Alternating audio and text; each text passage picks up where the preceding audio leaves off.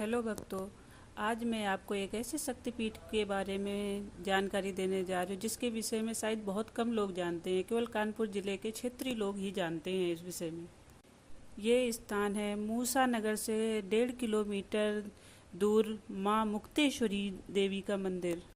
इस मंदिर का नाम मुक्तेश्वरी कैसे पड़ा, इसके पीछे एक इतिहास है।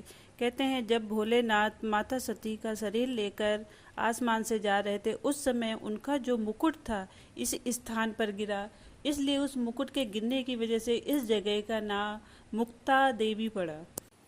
इस स्थान के बारे में सबसे प्रचलित कहानी ये है कि वहाँ के राजा जो थे उनके कोई संतान नहीं थी, और जो उनकी रानी थी वो माता मुक्ता माता की बहुत बड़ी भक्त थी, और वे उनकी भक्ति किया करती थी, और उन्होंने उनसे अपने एक संतान की मांग की।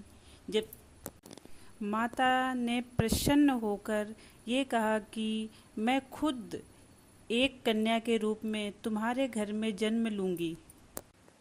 कुछ समय के बाद रानी ने एक तेजस्वी बालिका को जन्म दिया, जिसका नाम उन्होंने मुक्ता रखा।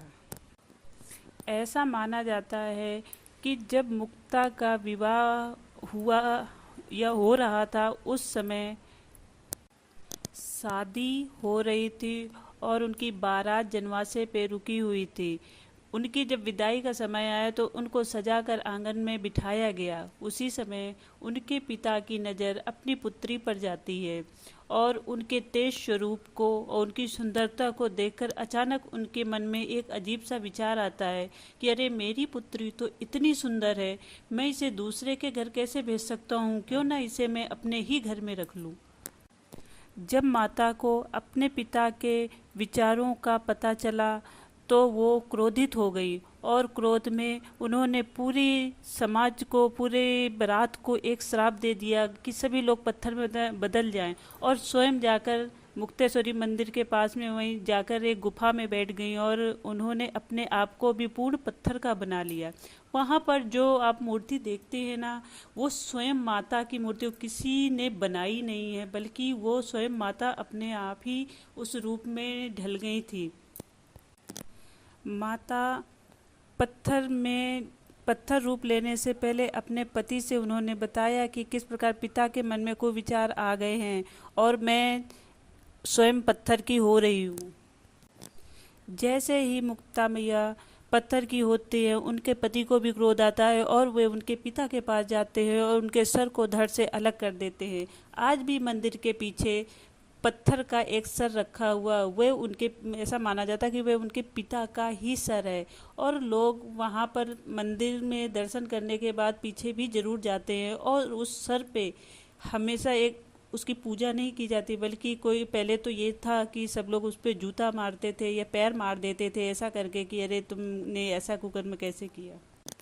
आज है कि कुछ लोग उन पे फूल वूल चढ़ा देते हैं, लेकिन ऐसा नहीं, पहले ऐसा नहीं था। आज तो खैर मंदिर बहुत बन चुका है, सारे जो पत्थर की बारात जो हो गई थी उनको दीवारों पे लगा दिया गया है, पर ऐसा नहीं था। जब मैं बहुत छोटी थी, 5-6 साल की उम्र की रही होगी, तब वहाँ मैं जाया करती थी अपने दादी और दादाजी के साथ में।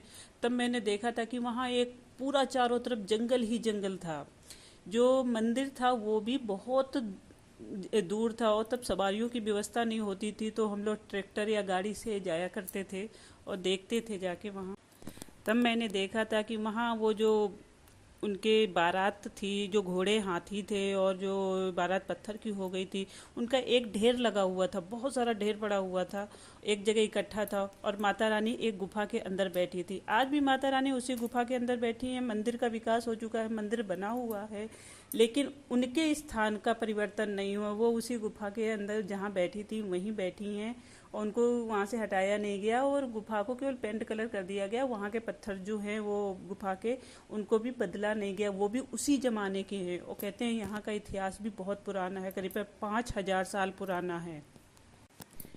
एक मानता और है कि उस मूर्ति में आज भी माता रानी की आत्मा निवास करती है, और वो तीनों पहर में अलग अलग स्वरूप का दर्शाती है। कई फोटो मैंने देखे हुए हैं जो सुबह का और 2-3 बजे के बाद का फ़ोटो देखो तो आपको उसमें खुद परिवर्तन नज़र आएगा। रात का तो खैर कोई नहीं लेता क्योंकि बहुत जंगल वैसे था, अब पता नहीं अब लिया है कि नहीं। जंगल की वजह से वहाँ पहले पुजारी भी नहीं रुकते थे, तो ऐसा मानते थे कि रात में वो वृद्धा स्वरूप में नज़र आती हैं, लेकिन किसी ने शायद बहुत कम लोगों ने ही देखा होगा, पर मान्यता ऐसी ही है। लेकिन सुबह और दोपहर के बाद का जो स्वरूप है वो ज़्यादातर लोग देखते हैं, और आप अपनी तस्वीरों में भी देख सकते हैं कि आपको सुबह का एक अलग ही खिला सा चेहरा नज़र आ रहा है, और जो शाम टाइम का चेहरा होगा उसमें हल्का सा मुरझाहट सी महसूस होगी, आप अगर ध्यान से देखें। और इस कहानी को सुनते समय अगर मन से सुनते हैं तो आप एक चीज़ और फील करेंगे कि आपको बैठे बैठे ही आपके रोंगटे खड़े हुए महसूस होंगे। इससे ही पता चलता है कि शक्तिपीठ में कितनी शक्ति है। ये मंदिर जमुना नदी के तट पर एक टीले पर है। पहले तो चारों तरफ जंगल ही जंगल दिखाई देते थे, आज थोड़े सड़कें वड़कें बन गई हैं तो वहाँ का लोकेशन थोड़ा सही हो गया और आसानी से लोग वहाँ पहुँच भी रहे हैं। अब वहाँ का प्रचार भी हो रहा है, लेकिन अभी भी वहाँ कानपुर क्षेत्र के ही लोग पहुँचते हैं और नहीं जानते हैं। शक्तिपीठों का इतना प्रचार है, लेकिन अभी इस शक्तिपीठ का प्रचार शायद कम हुआ है। लोग ये तो जानते हैं कि सती माता का शरीर जहाँ जहाँ गिरा था, उनके अंग जहाँ जहाँ गिरे थे, वहाँ पर शक्तिपीठ बने, लेकिन अभी तक कोई ये नहीं जानता कि उन्होंने जो पहन रखा था, जो जेवर थे, वो भी गिरे थे जिन स्थानों पर, उनमें भी बहुत शक्ति है। तो भक्तों, कभी मौका मिले तो माता मुक्तेश्वरी मंदिर में ज़रूर जाइए और माता रानी के दर्शन कीजिए। बोलिए जय माता मुक्तेश्वरी।